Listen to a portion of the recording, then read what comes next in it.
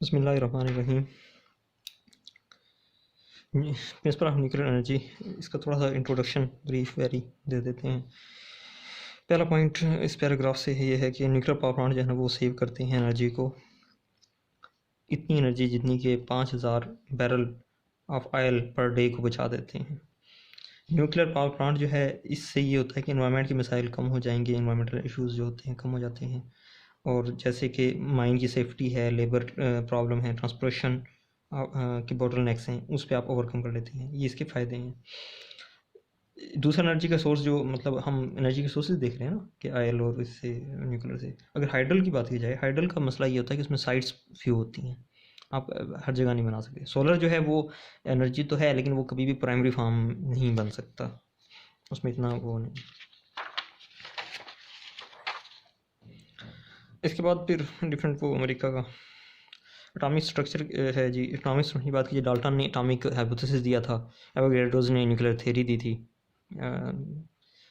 और फिर एटम होता है, उसके अंदर न्यूक्लियस और इलेक्ट्रॉन होते हैं। न्यूक्लियस के अंदर फर्दर जो है वो प्रोटॉन और न्यूट्रॉन होते हैं, और प्रोटॉन न्यूट्रॉन का टोटल जो होता है वो कहलाता है एटॉमिक मास, और जो प्रोटॉन की तादाद वो एटॉमिक नंबर कहलाता है।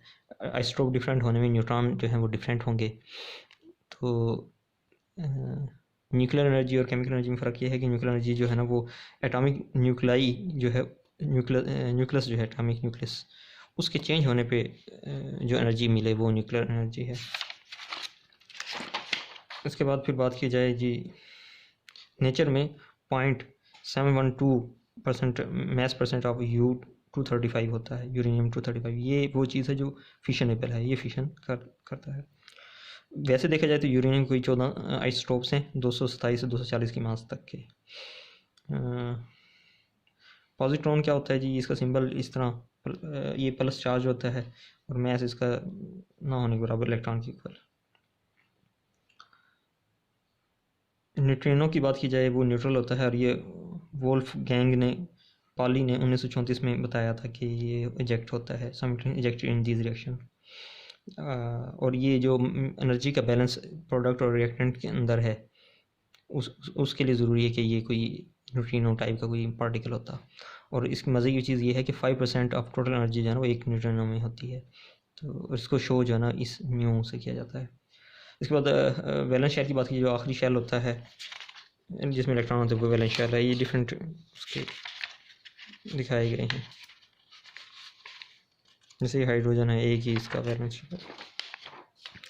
केमिकल और न्यूक्लियर रिएक्शंस, केमिकल जो है उसमें जो है ना होल एटम अपनी आइडेंटिटी रखता है, लेकिन उसके कंबाइन एस्पिरेशन होने से ये बनता है। एक इलेक्ट्रॉन वोल्ट इक्वल होता है 1.6021 इंटू 10⁻⁻19 जूल के। ये एनर्जी का ही यूनिट है। अच्छा जी, आगे बात की जाए तो जो यूरेनियम डाइऑक्साइड है, इसको 4HF हाइड्रोजन फ्लोराइड से रिएक्ट करा दिया। अब फ्लोराइड जो है उसका एक ही आइसोटोप होता है, तो इसकी वजह से जो चेंज होगा, आइसोटोप चेंज होंगे, वो सिर्फ और सिर्फ इसके होंगे। अच्छा, इसमें UF4 जो है इसे ग्रीन साल्ट कहते हैं, uranium fluoride. Water vapour is driven of, अच्छा ये एनहाइड्रस यानी पानी के बगैर जो माहौल होता है उसमें ये रिएक्शन कराया जाता है। Water vapour is driven off and UF4 is use to prepare gaseous uranium hexafluoride UF6। ये गैसियस होता है, which is use in the separation of U-235 and U-238 isotopes of uranium by gaseous diffusion method. Gaseous diffusion method के through हम इसको अलग कर लेते हैं। उसके लिए फिर ज़रूरी है कि ये UF6 की फॉर्म में हो, और UF6 के लिए आप ग्रीन साल्ट के थ्रू करते हैं। और इसमें आप हाइड्रोजन फ्लोराइड इसलिए करते हैं कि जैसे मैंने बताया फ्लोरीन का सिर्फ एक ही आइसोटोप होता है, तो बेसिकली जो डिफरेंट आएंगे आइसोटोप्स वो फिर यूरेनियम के ही होंगे। तो इस मेथड से आप गैसेस डिफ्यूजन के थ्रू आप इसको इनरिचमेंट कर सकते हैं या अलग कर सकते हैं आइसोटोप को। इनरिचमेंट भी ये है कि जो फिशनेबल है, जैसे U-235 है, इसकी मिकदार को बढ़ाना, इसको इनरिचमेंट कहते हैं। बाकी इक्वेशंस की बात की जाए तो उसमें बेसिक वही है कि जो आइंस्टाइन ने कहा था कि एनर्जी मास कन्वर्टेबल हैं। केमिकल रिएक्शन मैस बहुत कम चेंज होता है, इसलिए आम तौर पे हम ये कहते हैं कि उसका मैस जो है ना प्रिजर्व रहता है, अदरवाइज़ उसमें कुछ ना कुछ चेंज हुआ होता है। न्यूक्लियर के सूरत में ज़्यादा हुआ होता है तो वो, और एनर्जी भी बहुत ज़्यादा होती है, तो हम उसको फिर कंसिडर करते हैं। गैमा नॉर्मली इलेक्ट्रोमैग्नेटिक रेडिएशन अगर कहीं इमिट हो रही हैं, रिएक्शन में आ रही हैं, तो वो वहाँ हम गैमा, और न्यू न्यूट्रिनो के लिए न्यू, ये ऑलरेडी मैंने बताया न्यू यूज़ होता है। आगे एक इम्पॉर्टेंट पॉइंट जो है वो ये है कि change in energy in million electron volt equal होता है 931 into delta M, where mass is in AMU, atomic mass unit। Nuclear fission and fusion की बात की जाए तो फ्यूजन में क्या होता है कि दो कम या लाइट न्यूक्लियाई जो हैं, कम वेट वाले लाइट न्यूक्लियाई एक हैवियर न्यूक्लियस बनाते हैं, और फिशन में एक हैवी न्यूक्लियस दो छोटे में लाइटर में न्यूक्लियाई में डिवाइड होता है।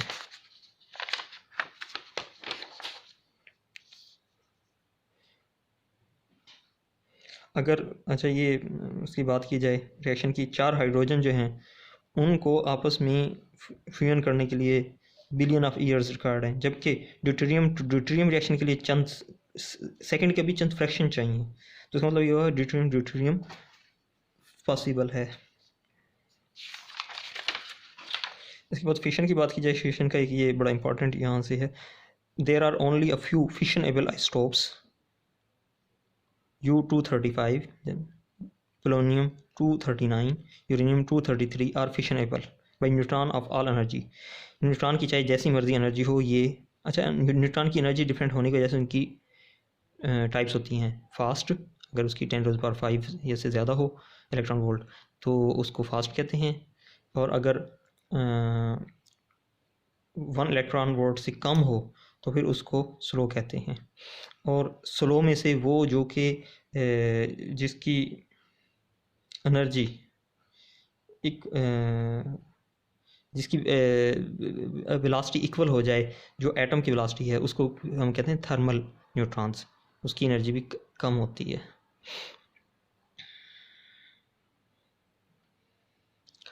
U-238, thorium 232 and plutonium 240 are fissionable by high energy neutron only. अगर हाई एनर्जी न्यूट्रॉन होंगे तभी U-235, थोरियम 232 और प्लूटोनियम 240 फिशनेबल हो सकते हैं। एग्जाम्पल ये U-35 plus 1 neutron, xenon plus strontium plus 2 neutron, -196 million electron volt energy इसमें release होती है। इसमें जो ये दो बने हैं इनको हम कहते हैं प्रॉम्प्ट इमीडिएट, जो प्रोडक्ट बनी है प्रॉम्प्ट या इमीडिएट प्रोडक्ट बनी है उसको हम कहते हैं फिशन फ्रेगमेंट। और ये फिशन फ्रेगमेंट फर्दर डिके जब होंगे तो आखिर में और वो फिर रहेंगे कुछ देर, ये तो प्रॉम्प्ट बने ना, तो जो फिशन फ्रेगमेंट हैं ये जब डिके होते हैं, इनके डिके होने के बाद जो बनता है उसको कहते हैं फिशन प्रोडक्ट। तो 3 चीज़ें होंगी, रिएक्टेंट्स, फिशन फ्रेगमेंट, ये फिशन फ्रेगमेंट वक्त इमीडिएट बने हैं, उसके बाद ये प्रोडक्ट में कन्वर्ट होते हैं फर्दर। ये जैसे सेक्शन डिफरेंट सेक्शन के हवाले दिए हैं।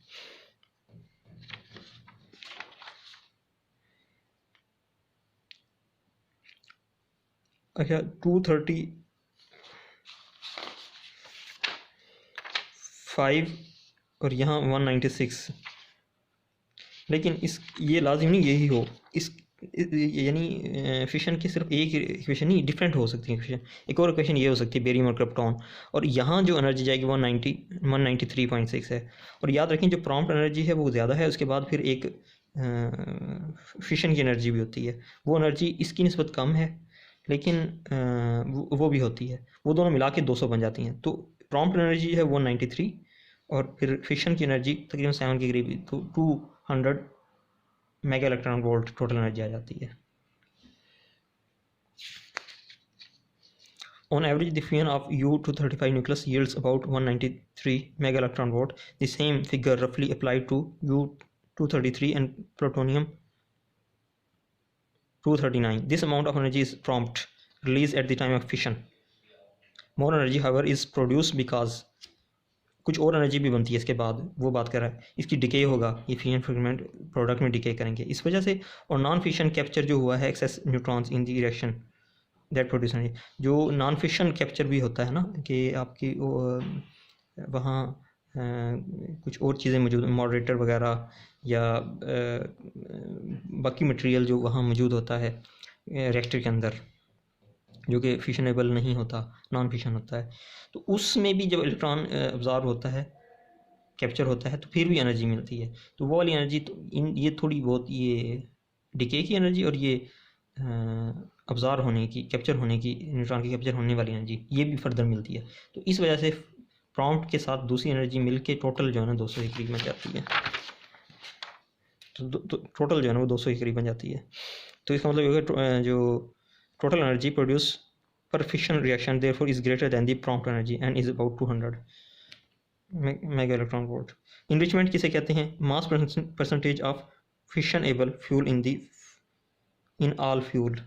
ऑल फ्यूल का मतलब है कि उसमें जो बाकी चीज़ें हैं ना, यानी जैसे 238 है, अब ये फिशनेबल नहीं है, लेकिन ये फ्यूल इसे भी कह रहे हैं हम। और U-235 वो फिशनेबल है, वो भी फ्यूल। तो फिशनेबल फ्यूल का मतलब ये कि वो फ्यूल जो वाकई फिशन करेगा, प्लस कुछ ऐसे एटम भी होंगे यूरेनियम के जो नहीं करेंगे, नॉन फिशन होंगे। तो ऑल फ्यूल का मतलब टोटल, इसमें फिशन और नॉन फिशन यूरेनियम दोनों टाइप आ गई, और फिशनेबल सिर्फ यूरेनियम की वो टाइप जो फिशन करेगी। ये मैंने यूरेनियम के हवाले से समझाई है। इस तरह बाकी जो प्लूटोनियम वगैरह, उसके लिए भी ये चीज़ वैलिड है। इनरिचमेंट का फिर मफहूम क्या हुआ कि mass percentage of fissionable fuel in all fuel. फिर आगे रेडियो एक्टिविटी का उसने बताया है कि ये रेडियो एक्टिविटी करते हैं। और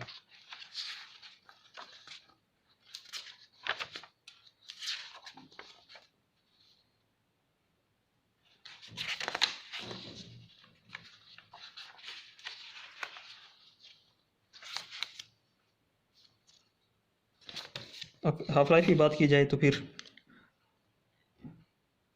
note that readily fissionable isotope, जो आराम से फिशन हो जाते हैं आइसोटोप, जैसे U-233 है, U-235 है, प्लूटोनियम 239 है, ये have extremely long half life. तो इनको आप नेचुरली आप स्टोर कर सकते हैं, ठीक है। So they can be stored practically indefinitely, काफ़ी देर के लिए आप कर सकते हैं।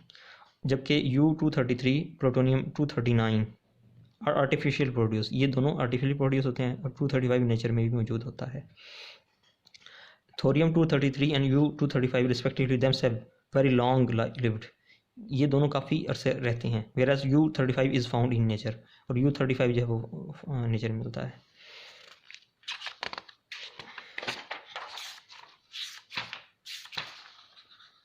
इसके बाद ये थर्मल न्यूट्रॉन का एक कंसेप्ट है कि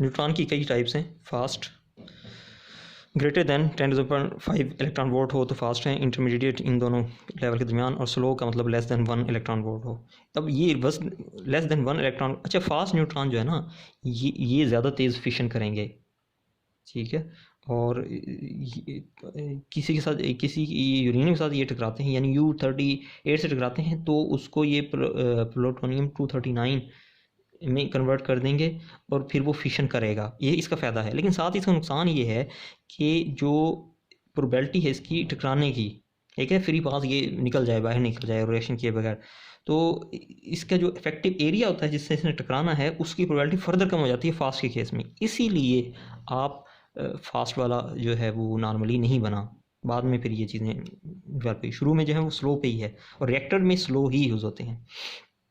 स्लो वाला जो है वो लेस देन 1 इलेक्ट्रॉन वोल्ट है। अब स्लो में भी फर्दर थर्मल रिएक्टर जो है थर्मल न्यूट्रॉन पे जो बेस कर रहा होता है, वो क्या है, वो ये है। Thermal neutrons, fission neutrons are scattered और slow down by a material in the core, यानी आपकी जो कोर बनी हुई है उसके अंदर आप जो न्यूट्रॉन होते हैं उसको स्लो डाउन करते हैं। अच्छा, स्लो डाउन करने की वो उधर ही रहे, एस्केप ना कर जाए, मतलब डीके कर, यानी ये तो ठीक है कि फास्ट न्यूट्रॉन एक चीज़ की फिशन करेगा, लेकिन प्रोबेबिलिटी कम हो जाती है, इसलिए हम उसको रिएक्टर में यूज़ नहीं कर रहे होते, जो थर्मल रिएक्टर्स हैं ना, थर्मल न्यूट्रॉन वाले रिएक्टर्स में नहीं यूज़ करते। फास्ट वाला हम नेक्स्ट चैप्टर में पढ़ेंगे, यानी 11वें चैप्टर में, नेक्स्ट चैप्टर में। अभी स्लो की बात कर रहे हैं। स्लो में फिर उसने ये कहा कि जो फिशन के न्यूट्रॉन हुए उनको हम स्लो करते हैं कोर में, और जिस तरीके चीज़ से हम स्लो कर रहे होते हैं वो मीडियम जो कि स्कैटर्ड करता है। ऐसे स्कैटर इसलिए किया कि एक ही जगह अगर होंगे तो जो फिशनेबल मटेरियल है उससे टकराने के चांसेस कम हो जाएंगे। यानी एक पहले टकरा चुका है तो दूसरे के टकराने का तो फिर उसके साथ उसके जो प्रोडक्ट बने हैं, जो भी बनी है, उसके साथ टकरा के वो तो ज़ाय हो जाएगा। तो अगर उसको हम स्कैटर्ड कर दें और वो किसी और फिशन एबल के साथ न्यूट्रॉन टकरा जाए तो ये स्कैटरिंग का फ़ायदा होता है, और ये काम करने के लिए हम मॉडरेटर यूज़ करते हैं। तो स्लो में हम मॉडरेटर यूज़ करते हैं। अच्छा, मॉडरेटर जो है वो स्पीड भी थोड़ी कम कर देते हैं। एन इफेक्टिव स्कैटरिंग मीडियम जिसको मॉडरेटर कहते हैं वो है कि स्मॉल न्यूक्लियस होता है उसका, और उसको न्यूट्रॉन को स्कैटरिंग करने की high neutron scattering and low neutron absorption probability होती है। वो खुद नहीं करेगा, बहुत कम है कि वो करे अब्जॉर्ब न्यूट्रॉन को, लेकिन उसको स्कैटर करके एक और इसका रुख इस तरफ कर देगा कि एक और यूरेनियम के एटम के साथ वो टकरा जाए, और इस तरह इस चीज़ को कहते हैं स्कैटर। तो हमें मॉडरेटर ऐसा चाहिए जो खुद अब्जॉर्ब ना करे, न्यूट्रॉन को स्कैटर करे, वो मॉडरेटर। और उसके लिए यूज़ कौन कौन से हो सकते हैं? उसके लिए यूज़ हो सकते हैं